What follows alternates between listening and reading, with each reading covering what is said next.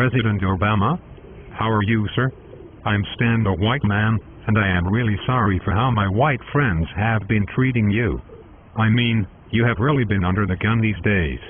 I thought since I have been sharing insider secrets of how we white people have been ruling the world, I could stop by and give you some pointers. Maybe even give you some tips since Congress and the Senate have completely turned against you. Perhaps I can shed some light on why this has happened. First off, you should have never trusted us white people to begin with. Even though your mom is one of us, the reality is that you are not. And this is part of the problem.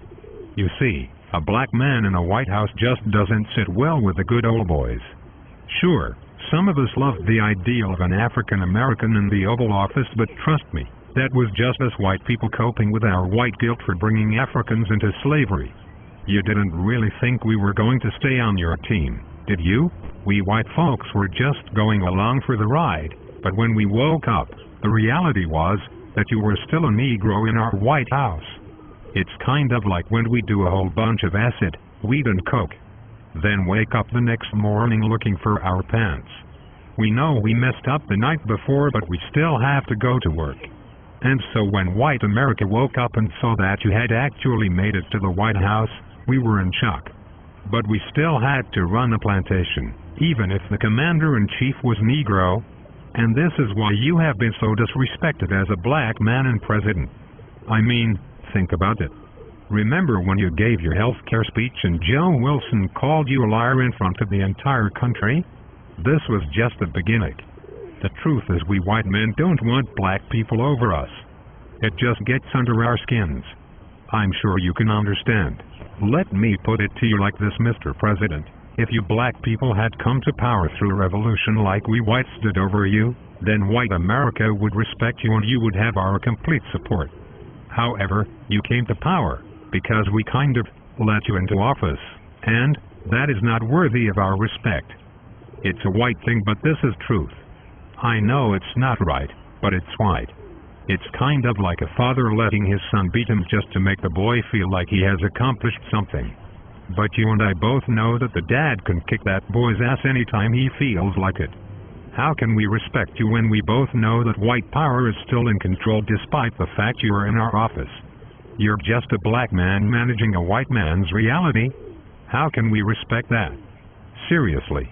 How can we respect you when young black men are still being locked up in our prisons wholesale and you're the black president? This is beyond logic, reason and common sense and is basically a farce. Now if you had gotten into office, took on real black issues that affect your community, that would have gained you more respect. I'm not saying we whites would like it, but it sure would have shown some real balls to just turn Malcolm X on us crackers. And to tell Congress to kiss your pro-black ass. That would have cut your second term as president, but it would have gained you respect in the eyes of your foes as well as your friends. It would have been better than what you're dealing with now. Basically, your own party has turned against you. At least you could have gone out as a strong black man who didn't take any shit off us white bastards. Don't get me wrong, Mr. Obama. You have done what was thought at one time impossible in America. So I'm not trying to put you down. You being in office is a miracle. It truly is. But keep in mind that it's still our house. Even though slaves built it, the best you can do is rent. What I am trying to get you to see is that black people need to own it. Like Oprah's fat cookie eating ass did with the TV network. Today you are trying to please everyone, and you should know that you can never please white people. We are way too bipolar for that. Plus, we are passive-aggressive. A black guy trying to play that game with us is suicide.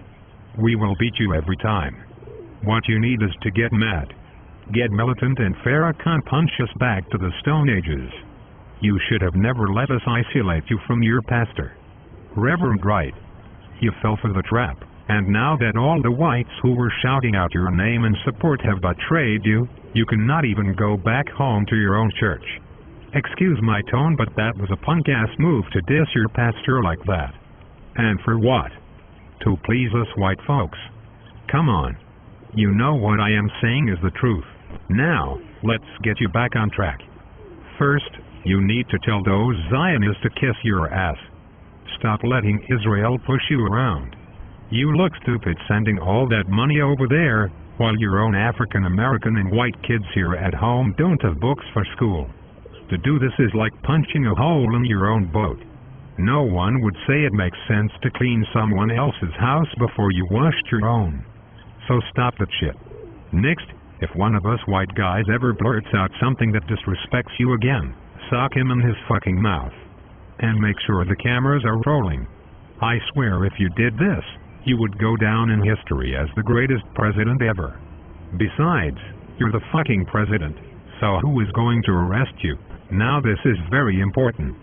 You can no longer believe the Republicans and their Tea Party friends are going to allow you a second term. The Democrats don't want you in either. So your best bet is to kick some ass and start taking heads.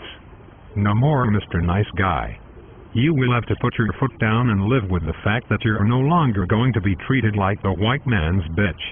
You're Barack Obama, the first black president to stand up against the establishment. That means spitting on those bitch-ass honkies every time they try and fuck with you. Remember, people may love Martin Luther King, but they respect Malcolm X. What you're fighting for is your dignity. If Nancy Pelosi gives you any lip, slap that old bitch till her face matches that crooked lipstick she wears. And watch that Nazi Hillary Clinton. She's never really gotten over the fact that she lost to you in 2008. Oh yeah, one more thing. If Rush Limbaugh tries any of that racist propaganda on you again, punch his fat doughboy ass in the gut and don't stop till he coughs up cigar smoke. For you to think these white people are your friends is the belief that elephants fuck cell phones and microwaves fart donuts. And if you believe that, then you're really fucked. Thank you, Mr. President. I'll be rooting for you the whole way.